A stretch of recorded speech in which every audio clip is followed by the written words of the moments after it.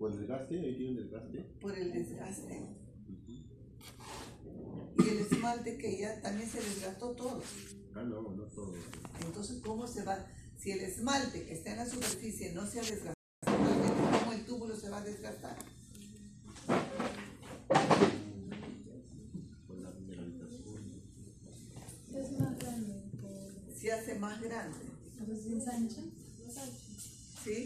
A ver, este es un túbulo, digamos, de un joven, en un túbulo de un diente viejo, será así.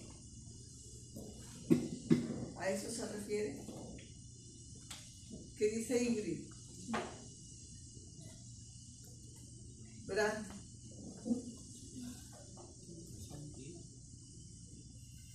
April.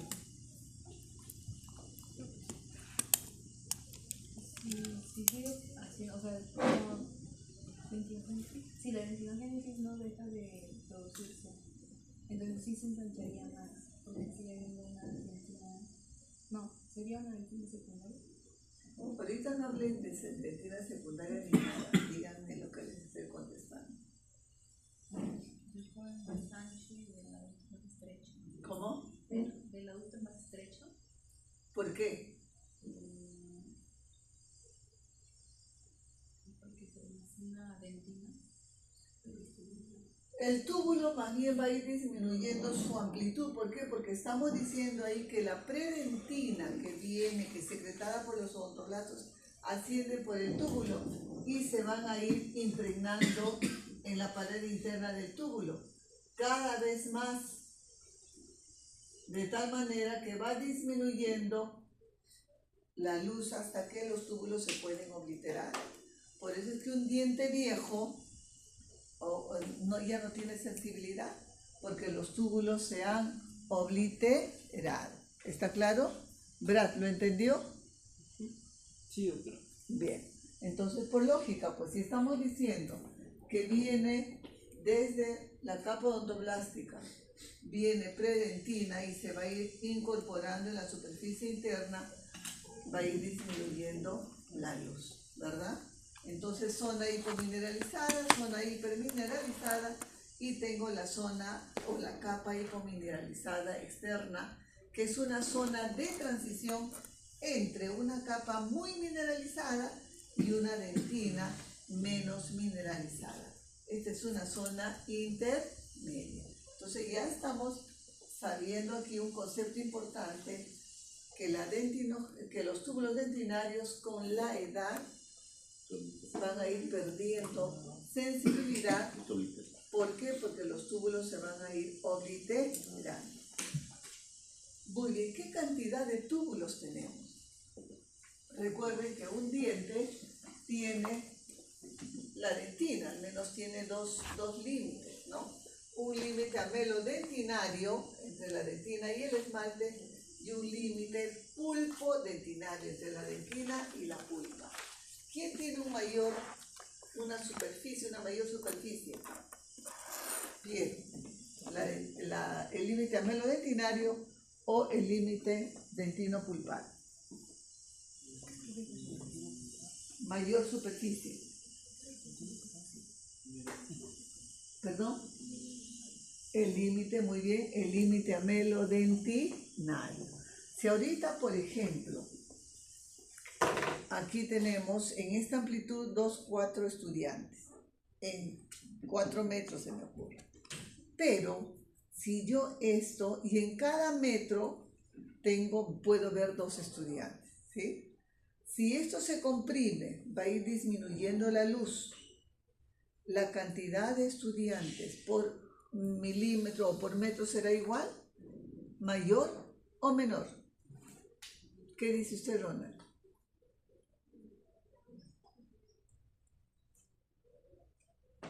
Menor. Menos túbulos dentinarios. Se juntan. Mayor. Mayor, pues, porque ellas están muy cómodamente sentadas ahí, con esta amplitud que tiene, está muy cómodamente sentada. Pero si esto se va comprimiendo porque se está depositando dentina, la amplitud de esta luz está disminuyendo, por 1 metro cuadrado podemos tener 3 o 4 estudiantes, se dan cuenta, porque también se van a ir comprimiendo. Lo mismo sucede aquí, ¿no? La cantidad de túbulos dentinarios no es igual en el límite amelodentinario ni en el límite pulpodentinario, que es una superficie más reducida. Se dice que a nivel del límite amelodentinario tenemos aproximadamente 50.000, aunque ojos, otros dicen 75.000 túbulos dentinarios por milímetro cuadrado. ¿Está claro? 50.000. Pero hacia el límite, perdón, 25.000, ¿le dije 50.000? Sí. 25.000, por favor. Mientras que a nivel del límite pulpodentinario tenemos 50.000 y algunos dicen hasta 75.000. Lo que significa que hay más túbulos dentinarios por milímetro cuadrado. Ahora pregunto yo, Arián,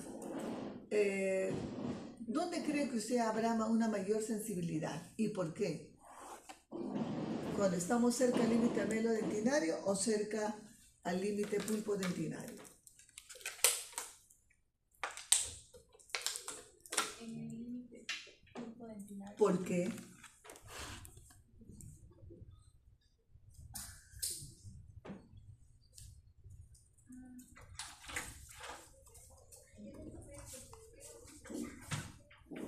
Entonces, ¿por qué usted asegura que es a nivel del límite amelodentinario?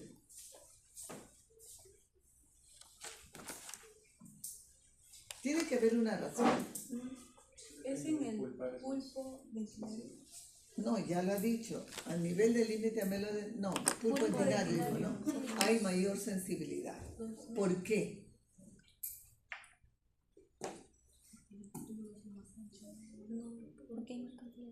Porque habrá una mayor cantidad, pues Mariana o Ariana, va a haber una mayor cantidad de túbulos por milímetro cuadrado, porque la superficie es mucho menor que el límite amelodentinario, ¿no?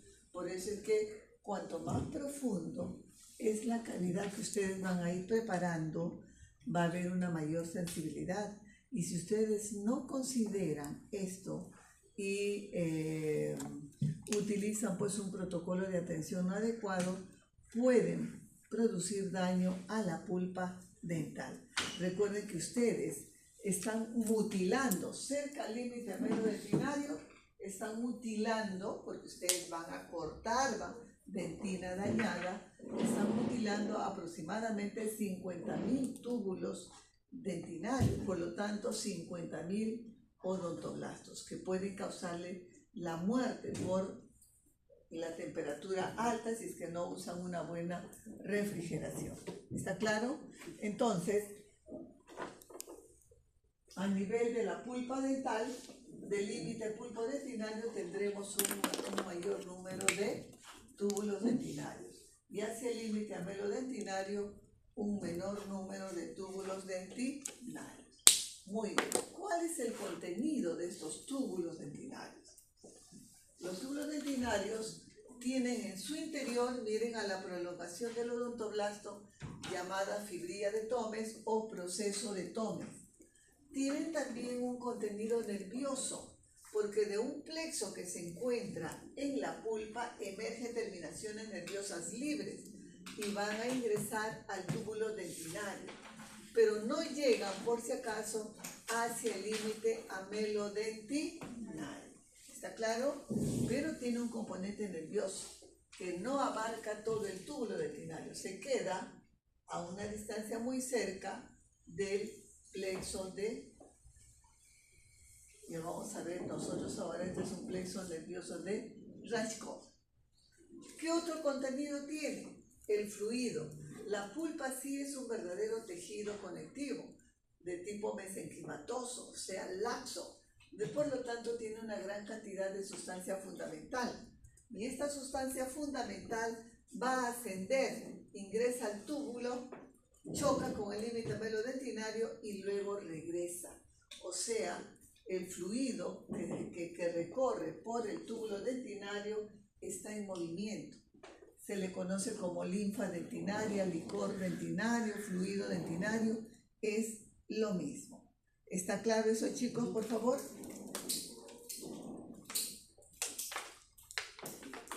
En esto se basa una de las teorías que tratan de explicarnos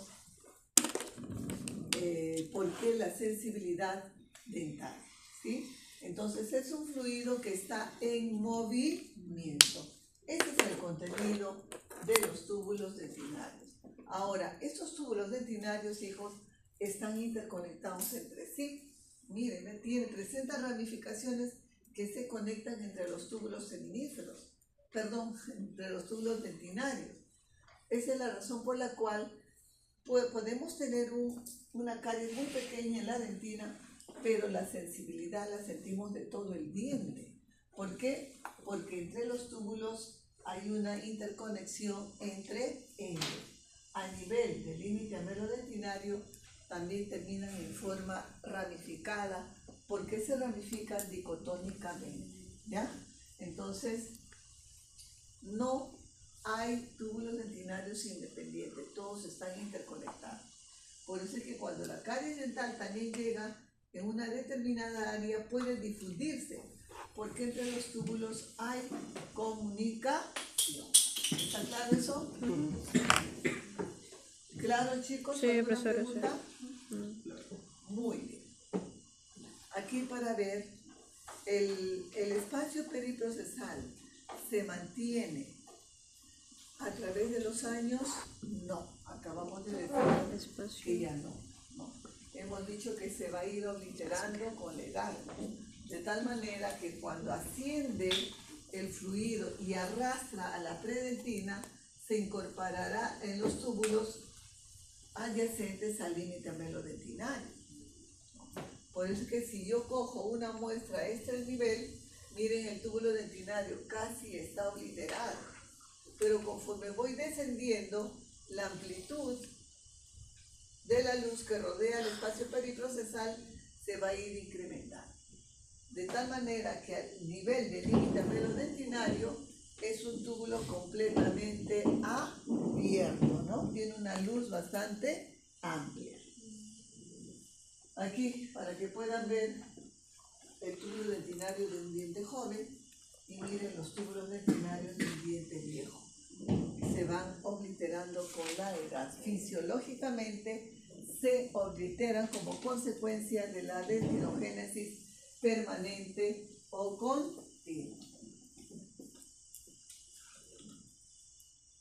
Las otras estructuras secundarias vienen a ser las bandas de Owen o de Vogel. ¿Cómo se forman? ¿O en qué consiste? Obviamente son líneas incrementales de crecimiento. Son las homólogas. ¿Cómo se llaman estas bandas? ¿Cómo?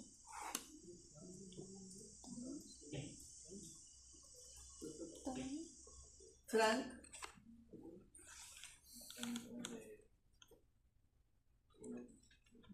¿Cómo?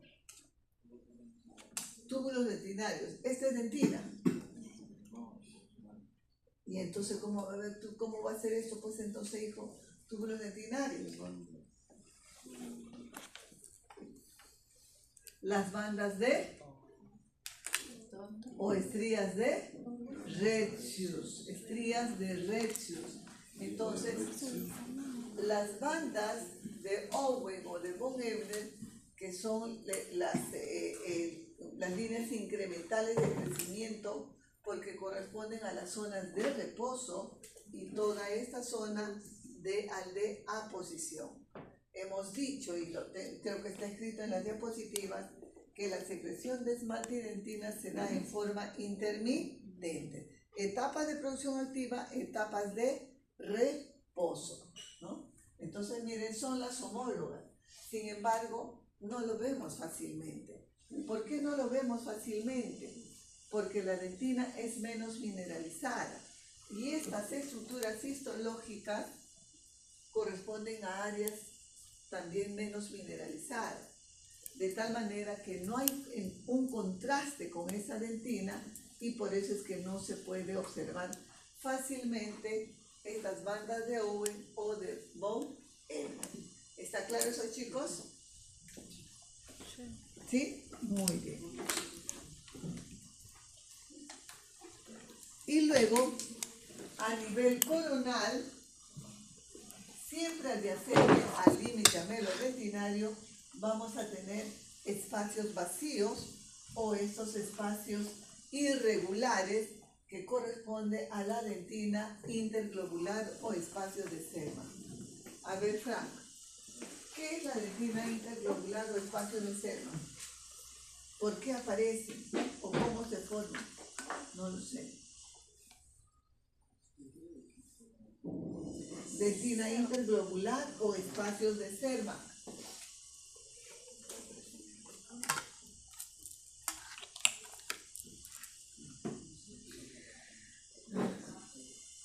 A ver, Fran.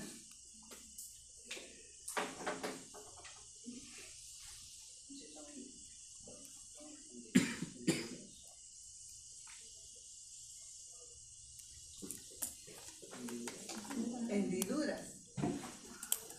¿Cómo hendiduras? Que hay huequitos, no sé.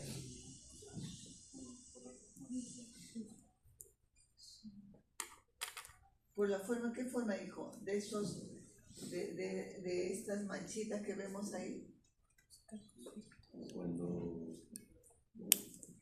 no se mineraliza. Son zonas no mineralizadas. Son zonas no mineralizadas, muy bien, pero ¿cómo se forman?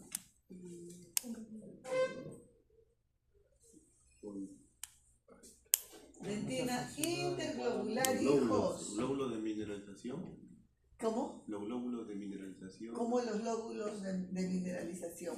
O sea, estos glóbulos creo que de mineralización de la matriz dentinaria no se fusionan o cómo. No. No. ¿Qué es dentina interglobular?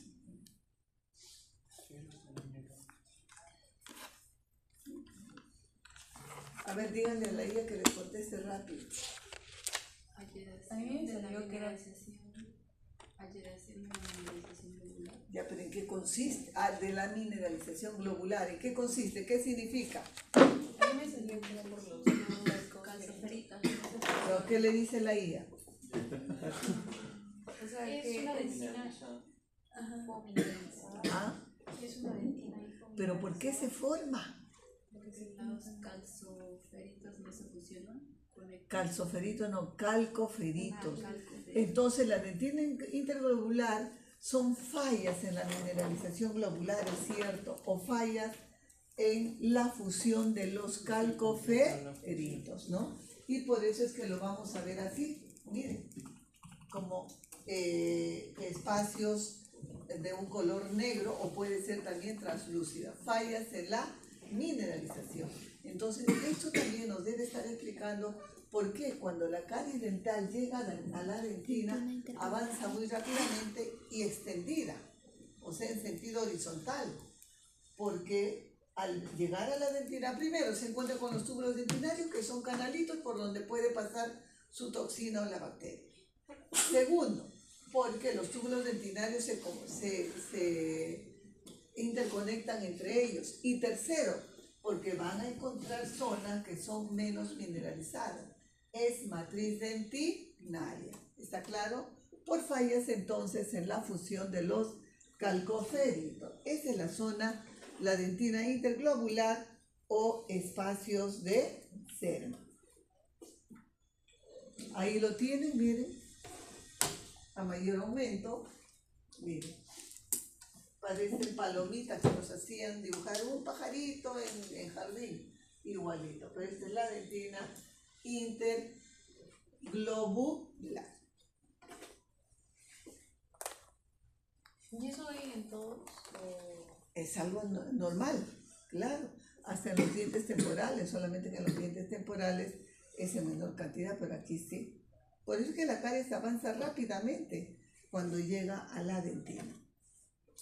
Y aquí, la otra estructura histológica viene a ser la zona granulosa de Tobin. Cuando se habla de cemento, también hablan de esta estructura histológica. Miren que son puntitos negros, De ahí el nombre de zona granulosa, parece gránulos que encontrásemos en esta zona, ¿no? ¿Cuál es la razón por la cual se forma? Porque cuando ven espacios así negros, significa que son espacios, corresponden a espacios que se tincionan de color negro durante la preparación de las muestras, porque se llena de aire o del aceite bálsamo de Canadá que se llama, ¿no? Zona granulosa de tono. ¿A qué se debe? Recuerden, el cemento, este cemento, imaginémonos, tiene fibras colágenas.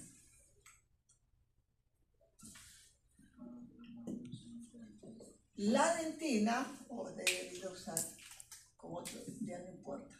La dentina, ¿cuál es su componente orgánico, hemos dicho?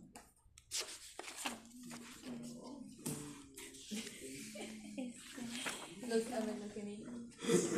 La dentina, ¿cuál es el componente orgánico de la dentina, hijos? Ah, el colágeno. El colágeno, pues, hijos. Tengo colágeno aquí, en el cemento. Tengo colágeno en la dentina. Y por eso que una de las razones que explica, o una de las teorías que da el porqué, la razón por la cual se forman estos espacios granulona o zona granulosa de Thomes, dice, por persistencia de fibras colágenas que no se han mineralizado, ¿no? Fibras colágenas. Hay exceso de colágeno y decimos que no se han incorporado los elementos inorgánicos, porque ya les dije, en la dentina los cristales no reemplazan al colágeno, sino que se impregnan, se pegan al colágeno. De tal manera que como aquí hay un exceso de colágeno, quedan algunas fibras de colágeno que no se han tincionado, que no se han impregnado de minerales. Y cuando hago un corte, mi colágeno tiene un diámetro. Técnica por desgasto, arrastro el colágeno y ¿qué me va a quedar? Espacios vacíos que se van a tincionar de color negro, o también puedo verlo de color translúcido. ¿Está claro?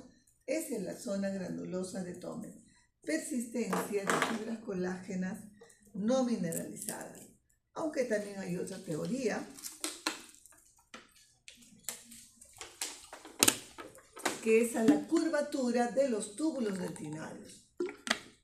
Yo tengo aquí túbulos dentinarios, tengo aquí el cemento, se curva, hago el corte y veo espacios vacíos, pequeños espacios vacíos, ¿ya? Zona granulosa de Thomes. Muy bien. Tenemos tipos de dentina. Miren, son pocas las estructuras histológicas. Y hay dos clasificaciones. Una topográfica, o sea, por su ubicación, y otra clasificación histogenética, porque genéticamente ya está determinada. Vamos a ver ahora la histogenética. De acuerdo a la clasificación histogenética, la dentina puede ser primaria, secundaria y terciaria. Frank, ¿cuándo empieza la dentinogénesis?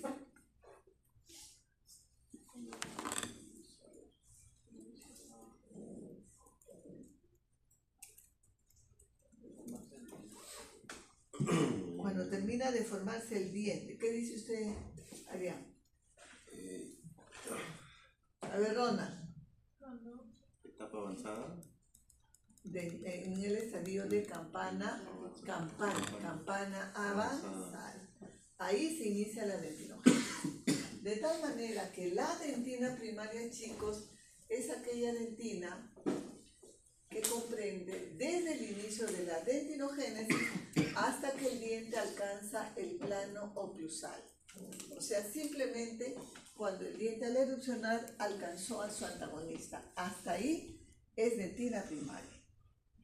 La dentina secundaria es aquella dentina que comprende desde que el que se forma, desde que el diente empieza a funcionar, o sea, a recibir fuerzas masticatorias y se va a producir durante toda la vida.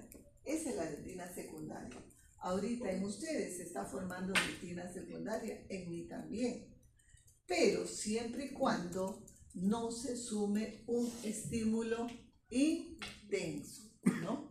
Un ejemplo, Ingrid, de un estímulo intenso.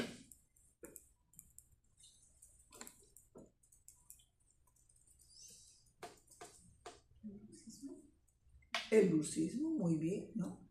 El paciente está, que aprieta los dientes, que rechina, está produciendo fuerzas más intensas sobre ese diente. ¿Se encuentran? Entonces, la dentina secundaria es aquella dentina que les dije que se forma desde que el diente empieza a funcionar y se da durante toda la vida. Pero si se suma un estímulo muy intenso o un estímulo patológico, lo que se va a formar es una dentina terciaria. La dentina terciaria es aquella dentina que realmente nos va a defender, que se forma para poder proteger al diente y se llama dentina terciaria reaccional, porque también hay subtipos, o dentina terciaria como respuesta, por ejemplo, a la caries dental, ya será una dentina terciaria de reparación, ¿ya? Una es reaccional, cuando el estímulo no es patológico ni muy intenso, y la dentina terciaria de reparación cuando ha sido causada o estimulada por un estímulo patológico, como la caries dental. ¿Hay diferencias histológicas entre estos tres tipos de dentina? Sí. Mientras que la dentina primaria sus túbulos tienen un recorrido ondulante, ¿no? La dentina secundaria lo reconozco por el cambio brusco. Observen ustedes aquí. Aquí está ondulante y aquí de pronto cambia casi hasta tener una disposición vertical. Miren, cambio brusco de los túbulos dentinarios. Es más, se dice que hay un menor número de túbulos dentinarios. ¿Por qué podría disminuir el número de túbulos dentinarios? Porque cuando recién erupciona puede sufrir un estímulo intenso y entonces hay un cambio de dirección de estos túbulos dentinarios. ¿Está claro eso, chicos? Sí. ¿Sí? Muy bien. Y la dentina terciaria es aquella dentina que nos va a defender. Miren, ¿cómo lo vamos a reconocer? Me olvidaba, en la dentina secundaria se dice, pues, o creo que sí les dije, hay una ligera disminución de túbulos dentinarios. En cambio, en la dentina terciaria sí hay una verdadera disminución de túbulos dentinarios. Es más, son túbulos obliterados en la dentina terciaria. Por lo tanto, ¿tendrá algo que ver, Ronald, con la sensibilidad? La dentina terciaria.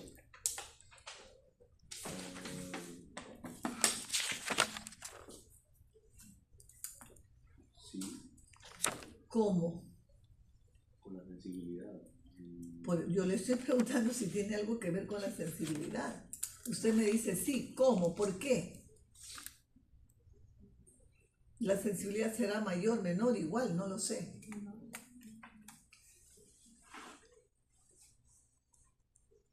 Menor, menor. Sí, menor. ¿Por qué será menor? Es correcto, es menor, pero ¿por qué? Porque hay más sensibilidad en el esmalte. ¿El esmalte tiene sensibilidad? ¿Ronald? Déjenlo a él. Estamos hablando de dentina y yo no sé qué tiene que ver el esmalte aquí. Piense pues, Ronald, ¿qué características histológicas tiene la dentina terciaria?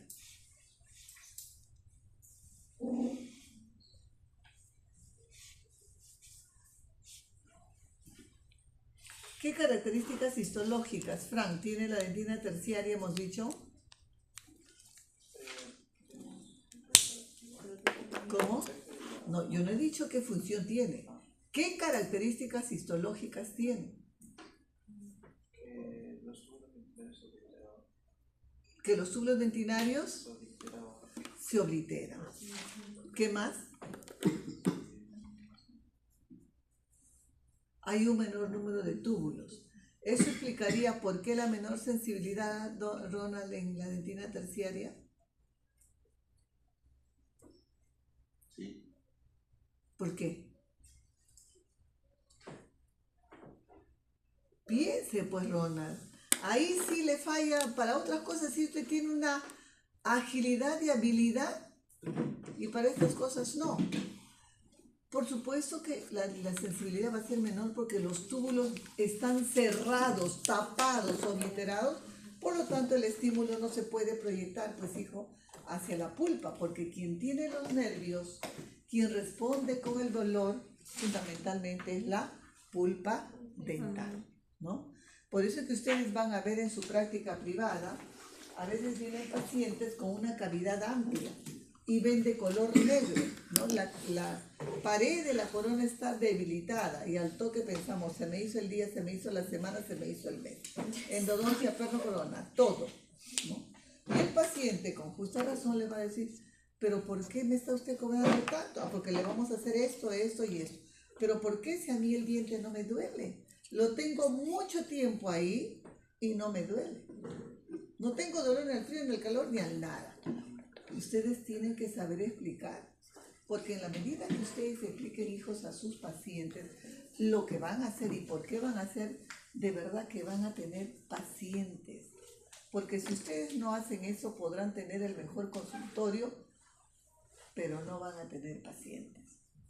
Porque a quien ustedes le expliquen y le dicen las razones, se lo va a recomendar. Ustedes le dirán, no tiene, y si ustedes ven, ¿por qué no tiene dolor? Ahí está necrótico.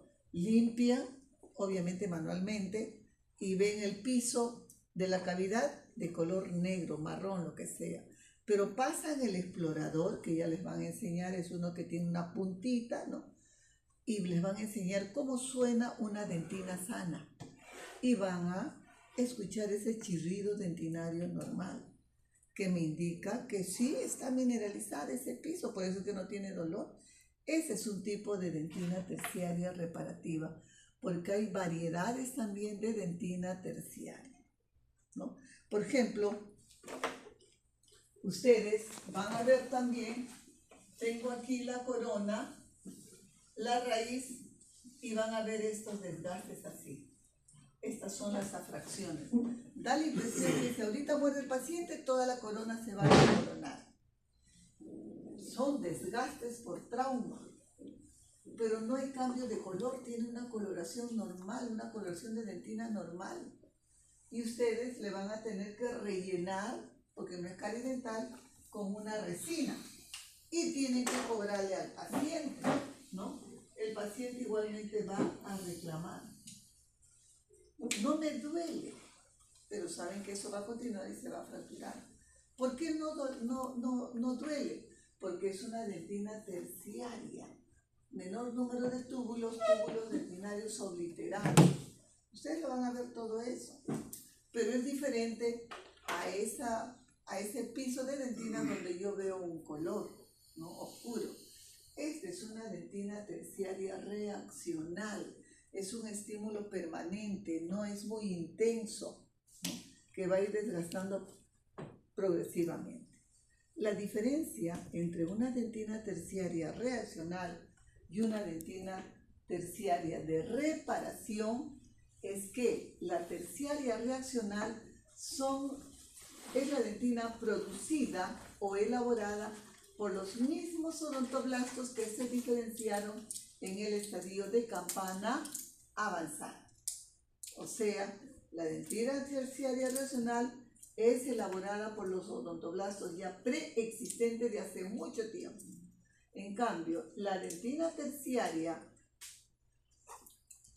de reparación es aquella dentina elaborada por nuevos odontoblastos, ¿no? Por odontoblastos que recién se han diferenciado. La pregunta es, ¿y quién va a inducir la diferenciación de estos nuevos odontoblastos? Recuerda, hija, ¿quién inducía, niña? ¿Ustedes? ¿Usted, su nombre? Alicia. Alicia, ¿quién inducía la diferenciación de los odontoblastos?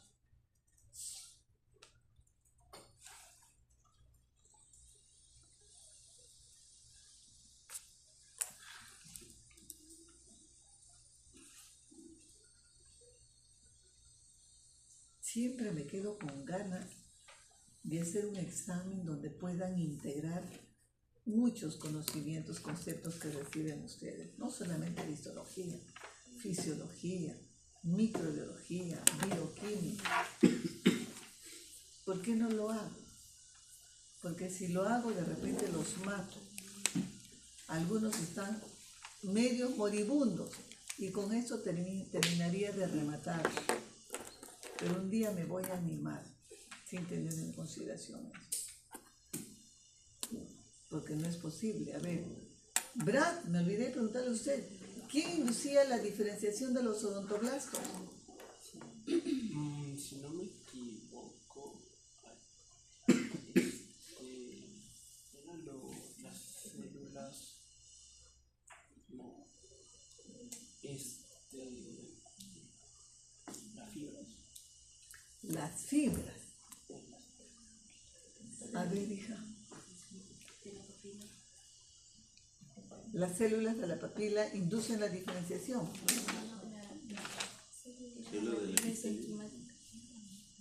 Yo no he dicho de dónde se originan los odontoblastos. Es lo primero que tenemos que aprender.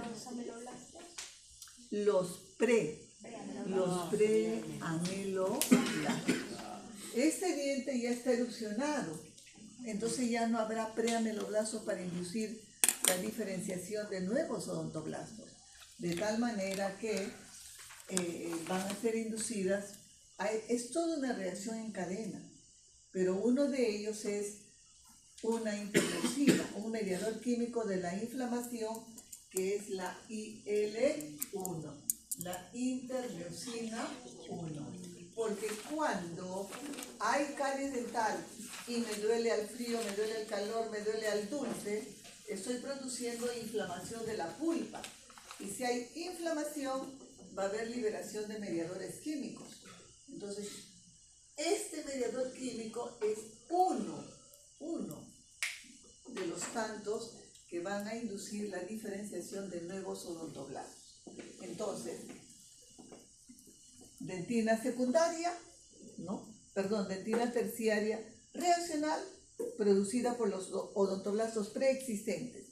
Dentina terciaria de reparación producida por nuevos odontoblastos diferenciados. ¿Está claro?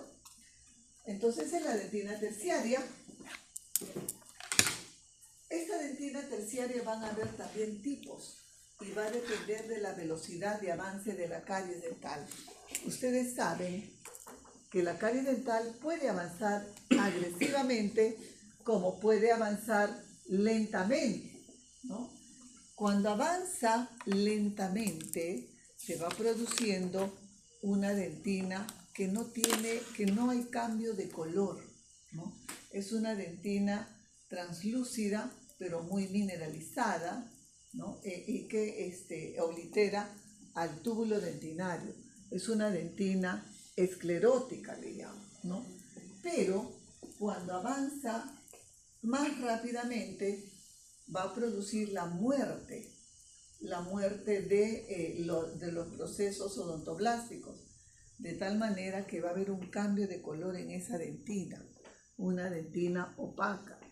Y si avanza muy agresivamente, los odontoblastos van a quedar atrapados en la dentina y toma el nombre, va a aparecer un hueso y toma el nombre de osteodentina. Ya, osteodentina. Entonces, el tipo de dentina de reparación va a depender de la velocidad de avance de la caries dental. ¿Está claro? Muy bien.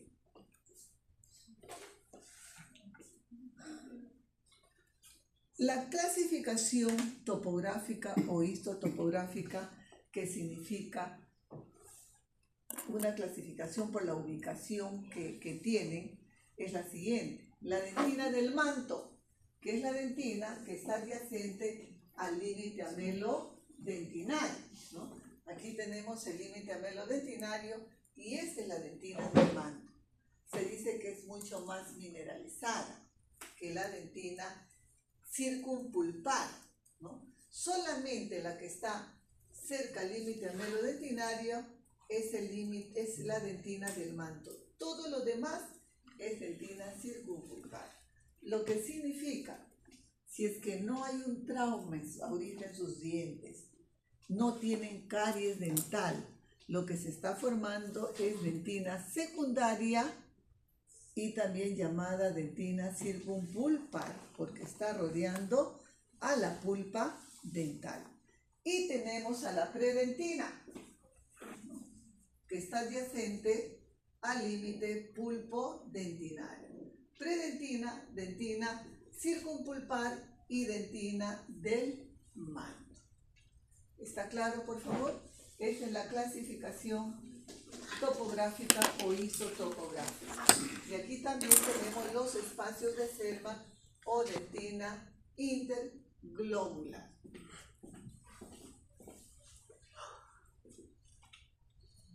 Muy bien. Hemos dicho que uno de los componentes del túbulo dentinario viene a ser las fibras nerviosas, ¿no? Estas fibras nerviosas que ingresan, pero quedan muy cercano a la pulpa dental, no atraviesan todo el túbulo dentinario. Y estas fibras nerviosas provienen del plexo de Rashkov, que se encuentra por debajo de la capa odontoplástica. Los nervios que ingresan, chicos, hacia la pulpa dental, que lo hacen por el periápice, son fibras mielínicas y amielínicas.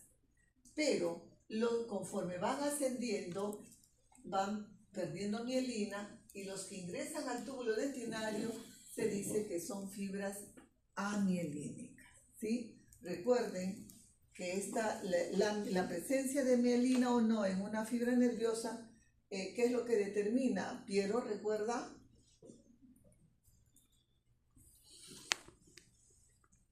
Piero. Pero haga un esfuerzo, pues hijo, usted lo tiene ahí grabado en su disco duro. ¿Con qué está relacionado la presencia de mielina en una fibra nerviosa?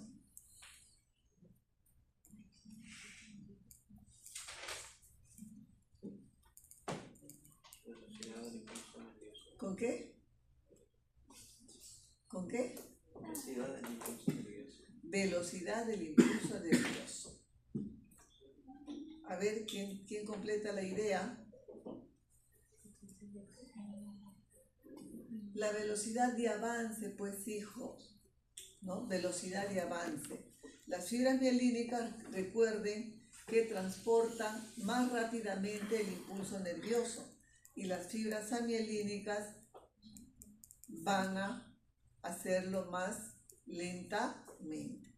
Entonces, la mielina en una fibra nerviosa determina la velocidad de ese impulso, de avance de ese impulso nervioso. Muy bien, veamos entonces ahora la pulpa dental, que ya habíamos dicho es un verdadero tejido conectivo. ¿Pero qué tipo de tejido conectivo? El tejido conectivo mesenquimatoso, que es un tejido conectivo laxo de tipo embrional, ¿no? Pero que luego va a ir cambiando. Como es un verdadero tejido conectivo, entonces tiene los mismos componentes que cualquier otro tejido, elementos celulares, ¿no? Y entre las células la matriz extracelular, donde encontramos fibras y la sustancia fundamental. ¿Cuál era la célula más abundante de un tejido conectivo? ¿Recuerda? April.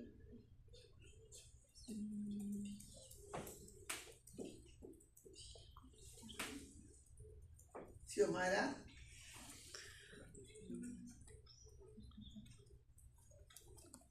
Los fibroblastos, ¿no? Son ellos los que mantenían al tejido conectivo porque están elaborando los componentes de la sustancia fundamental, fibras colágenas y todos los componentes orgánicos. Pero por tener una función muy particular, muy especializada, es que se les pone primero a los odontoblastos, que son los que van a producir la matriz dentinaria. Luego tenemos a los fibroblastos, que producirán, como su nombre mismo lo dice, las fibras colágenas y componentes orgánicos de la matriz extracelular o intersticial. También vamos a tener células de defensa, como los macrófagos, algunas células plasmáticas, algunos linfocitos, en una pulpa sana, obviamente en menor cantidad. Pero cuando la pulpa es comprometida, estas células de defensa se van a incrementar. Recuerden que el macrófago está presente en un tejido conectivo sano y en un tejido conectivo también con daño, ¿no? O sea, con lesión tisular, porque son los basureros, les llamo yo. En un tejido conectivo sano, siempre van a haber células viejas o fibras viejas y alguien las tiene que eliminar, y esas son los macrófagos, ¿sí? También vamos a tener las células madres, que luego, cuando nacemos, ya les damos el nombre de las células, aquí células mesenquimáticas o ectomesenquimáticas. Después del nacimiento, las células madres. ¿A qué llamamos células madres?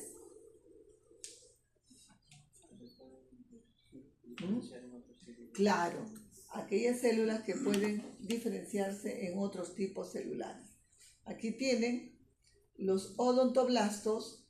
Miren que no es una sola capa como los ameloblastos, sino parecen un epitelio estratificado. Los odontoblastos que secretan los componentes orgánicos de la dentina.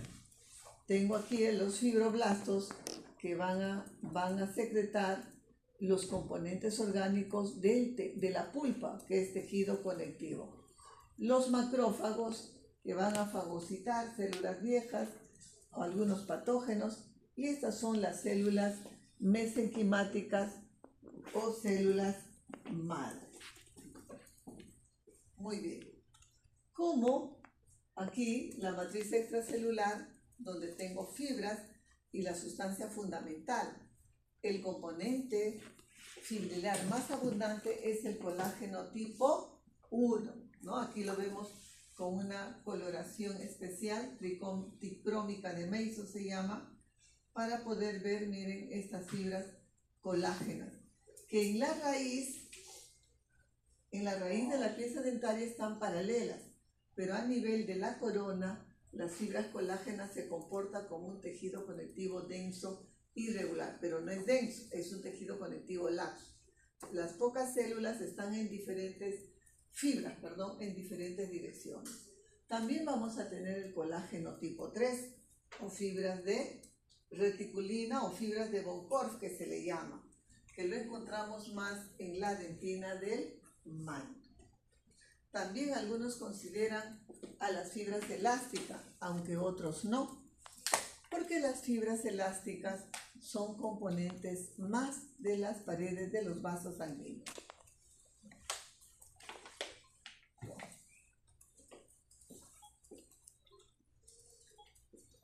Y en la sustancia fundamental vamos a encontrar glucosaminoglucanos, glucoproteínas, proteoglucanos, que tienen que ver, chicos, con la regeneración pulpar. Cada una juega un papel importante.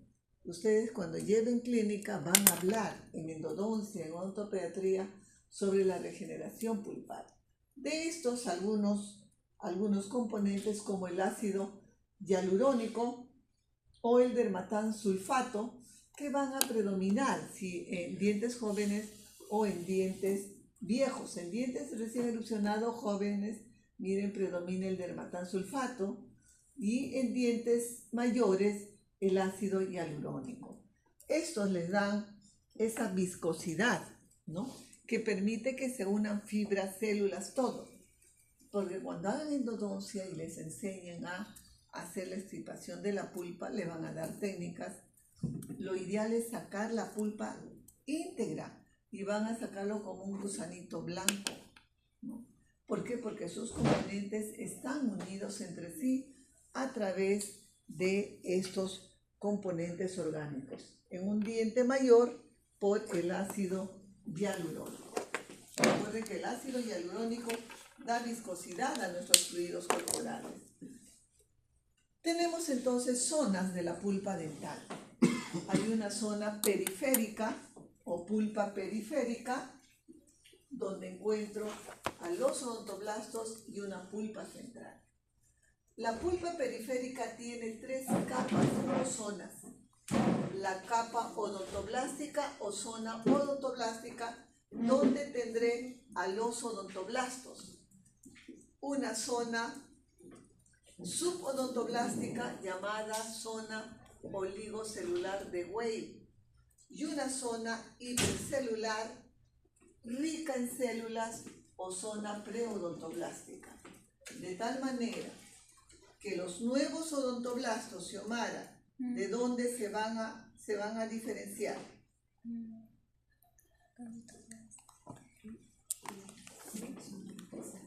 Xiomara. ¿De las fibras? Ah, muy interesante. No. Una célula se va a formar de una fibra. No, de los odontoblastos. Le estoy preguntando, ¿de dónde se van a diferenciar los nuevos odontoblastos? Porque hemos dicho que se pueden diferenciar nuevos odontoblastos cuando hay un estímulo